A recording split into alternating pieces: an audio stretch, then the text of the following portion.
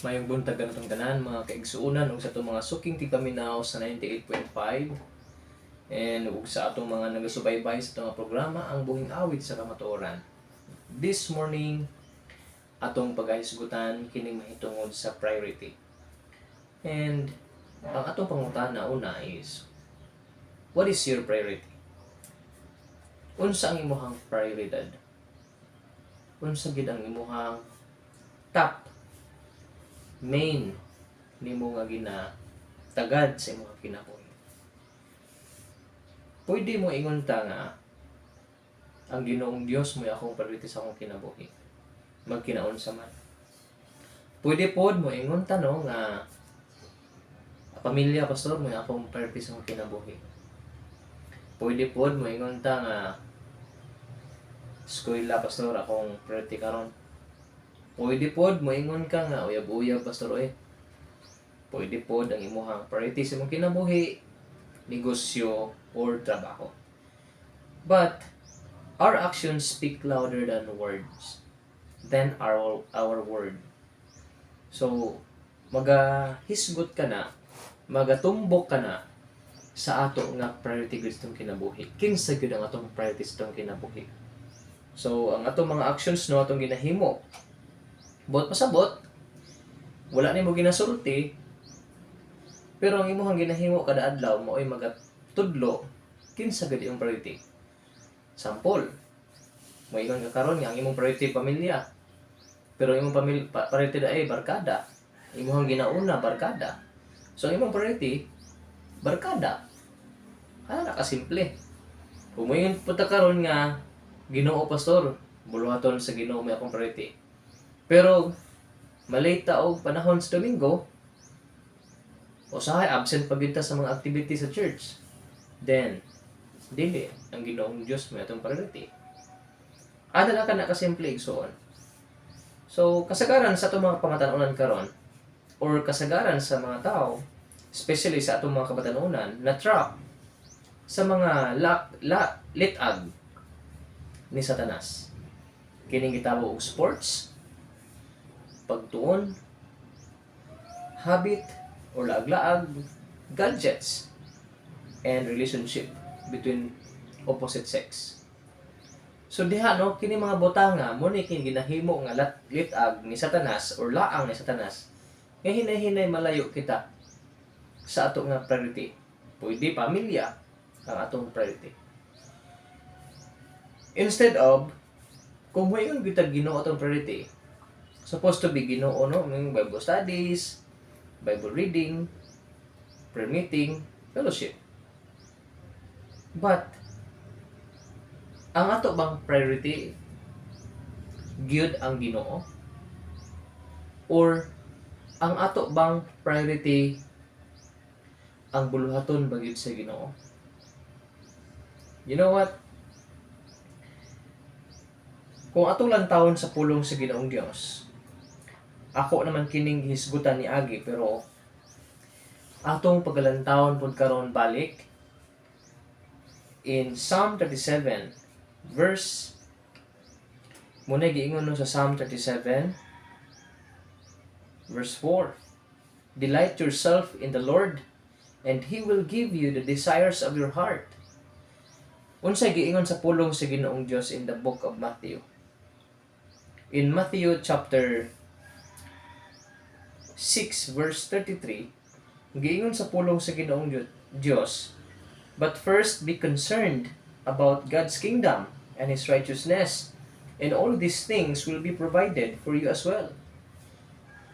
So, kung ang imong concern lahi, dili na ang buluhaton sa Ginoo, then lisod ka na. Especially no kung pastor kita or alagad kita sa Ginoo or leader kita sa Ginoo. Leader kita sa buluhaton sa pulong sa Ginoong Dios. And then ang atong priority, ang atong concern, dili ang Bible study, dili na ang pagsangyaw, dili na ang pagtudlo, pag-disciple, then nahisalaan kita mga kaigsuonan.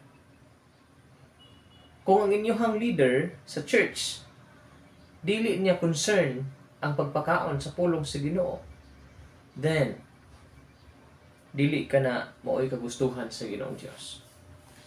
Usahay, most of us, bisan dili lang no mga Kristohanon, but sometimes there are leaders sa church nga dili na niya concern ang buluhaton sa Ginoo. Nawala na sa iya ang pagsangyaw sa pulong sa Ginoo pagwali. Ang nahitabo, negosyo na lang. Kung ang negosyo naman nahimong mainline, kita mga pastor or mga leader, then mas maayo pa mo step down na lang ta. Mas mapay mo undang na lang ta sa atong pagpangalagad sa Ginoo. I mean sa atong pagdala sa congregation. Kung di man dai nato mahatag ang ilang gikinahanglan sa espirituhanon nga bahin. Bot pasabot, follow up, bago study, ug uban pa. Sometimes gakabisi kita sa mga butang nga di na itong yun-na-huna ministry, pero di ay ministry. Okay man lang no, may sideline, pero pag mahimo namang mainline, lisod ka na. Usahay, kakaguol kita, maayo lang kita mutudlo, mahitungod sa pulong sa Ginoong Dios, pero dili na ito gina-aplikar ang pulong sa Ginoo. Usahay, nahimo na lang nato nga maintenance ang church. Pero diin sa buluhaton sa pulong sa Ginoong Dios, sa pagpatubo sa mga kalag, wala nang to mahimo. Munang makaingon kita na dili na ang buluhaton sa Ginoo matong priority. Ang atong priority lahi na. Changes, of course. Dili curse, lahi ng tong C-U-R-S-E no. So, doon na pagkausab sa ato nga ruta. Bisan man sa ato nga kinabuhi, dili pwede nga mawala kita sa atong mga plano. Walay laing plano gihatag sa Ginoong Dios gipasa sa ato. Una sa atong mga leader is to feed in the book of Ephesians. Muna giingon sa Ephesians chapter 4 verse 11 down to verse 14. And it is He who gifted some to be apostles, others to be prophets, others to be evangelists, and still others to be pastors and teachers, to equip the saints to do the work of ministry and to build up the body of the Messiah, until all of us are united in the faith and in the full knowledge of God's Son, and until we attain mature adulthood and the full standard of development in the Messiah. Then we will no longer be little children, tossed like waves and blown about every wind of doctrine by people's trickery or by clever strategies that would lead us astray. Instead, by speaking the truth in love, we will grow up completely and become one with the head, that is, one with the Messiah, in whom the whole body is united and held together by every ligament with which it is supplied, as each individual part does its job. The body builds itself up in love. So, part di ay sa ato nga priority, concern, is to be fed in the Word of God. Kita mga leader, wala tayo laing priority, is i-feed na to ang ato mga sakop, ang mga goers, church goers, o ang mga sympathizers diha sa pulong sa Ginoong Dios. O kita pong mga Kristohanon, wala tayo laing concern is mutubo diha sa pulong sa Ginoong Dios sa kahibalo. You know what? Tinuod man namang gyud tay mga needs sa physical nga bahin, pero hinawta din nato kalimtan. Nga kining mga butanga bisan pag itudo umod nato atong kaugalingon diha sa pagpanginabuhi, ka aton alang kalimtan kay ang atong priority dili na ang Ginoo. Bisan pag itudo umod nato at kaugalingon sa pagpanarbaho, ang realidad dili gyud nato na mabitbit kanang atong kabtangan, kanang atong trabaho, ini kamatay nato. Ug bisan man ini atubang nato sa Ginoo, dili kana mao nga reward Unsa man nga reward ang atong madawat, crown of life, righteousness, o imuhang pagkamalangtayon diha sa pagpangalagad sa Ginoong Dios, you will receive your reward. Dili ka na pod ba ang pagkamalangtayon, mo ibasihan nimo para malangit ka, but that is measuring your faithfulness diha sa Ginoo. Bisan pag ginaakusar ka, bisan og ginabato ka og mga pagsulay og mga paglutos sa imong kinabuhi, you will have your reward. In Matthew chapter 5:11 to 12. So, who is your concern? Unsay imong concern? Concern ba nimo karon nga mo-grow ka diha sa Ginoo, mo-grow ka diha sa giving, mo-grow ka diha sa pagpangalagad sa Ginoo, mo-grow imuhang prayer, mo-grow imuhang Bible reading, mo-grow ang imuhang time sa spend nimo sa prayer, meeting, ug uban pang mga activity. Or ang imuhang goal is isigulaki ra ka pagkristohanon. Isigulaki ra ka nga pagkatao.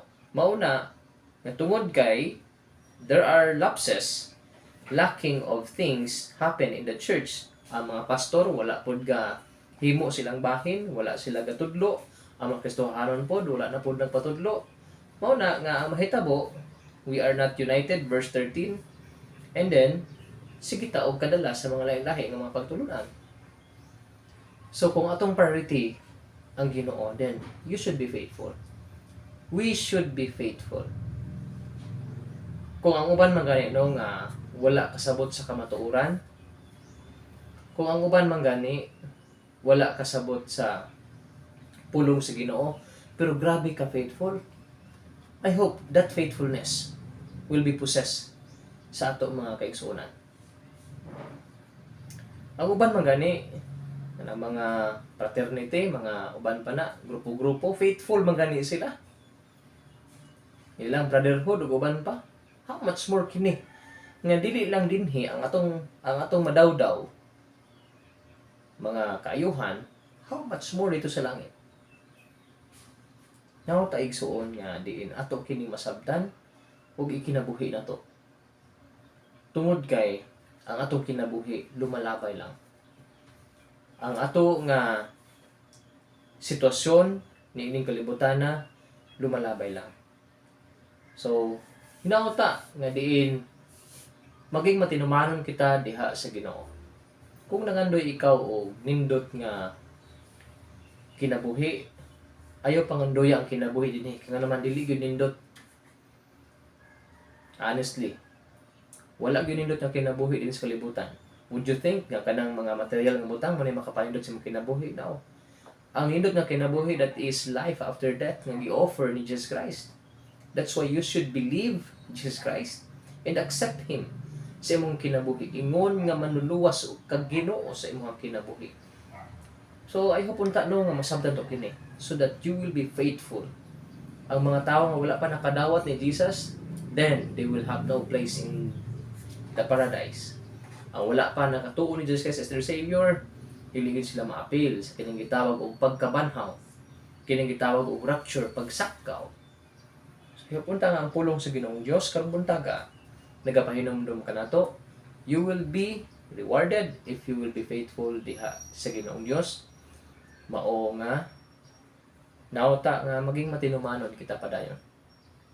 Daghang salamat og ang Ginoong Dios magapanalangin kanato.